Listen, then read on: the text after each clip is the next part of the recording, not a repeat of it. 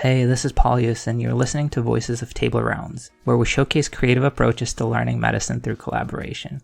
Today's episode is titled Post Call because it's a quick recap of a virtual game of table rounds on Twitter using MedTwitterConnections hashtag that took place over the course of roughly 48 hours beginning March 25th, 2021.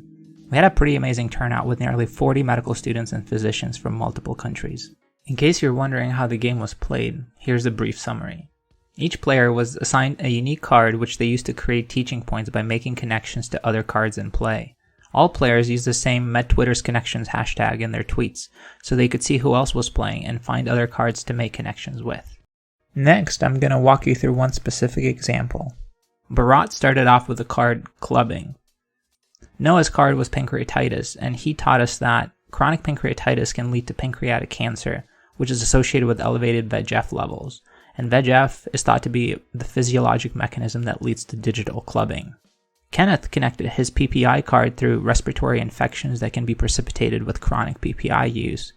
And with recurrent respiratory infections, patients can develop bronchiectasis, which is one of the causes of clubbing. Kanu's card was hypoxemia, and he pointed out that multiple causes of clubbing can manifest with hypoxemia. Heart-related conditions such as right-to-left shunts, Eisenmenger syndrome, and infective endocarditis.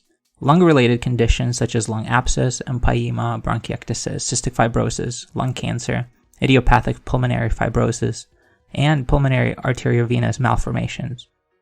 Dhruv's card was paraneoplastic syndrome, which, as he pointed out, can present with clubbing. Gabriel had a clever connection between metronidazole and clubbing, building on the reasoning that clubbing can be a sign of bronchiectasis, for which patients can take macrolides long-term. He reminded us that metronidazole and macrolides are both CYP450 inhibitors. Thiago pointed out that his card, celiac disease, along with other malabsorption diseases, can cause clubbing. Lastly, Kiara connected her card to Joxin, which has been used for symptomatic treatment of patients with Eisenmenger syndrome, and as Kanu mentioned, clubbing can be a sign of this condition. Thank you for listening, and we look forward to having you join us for our next game.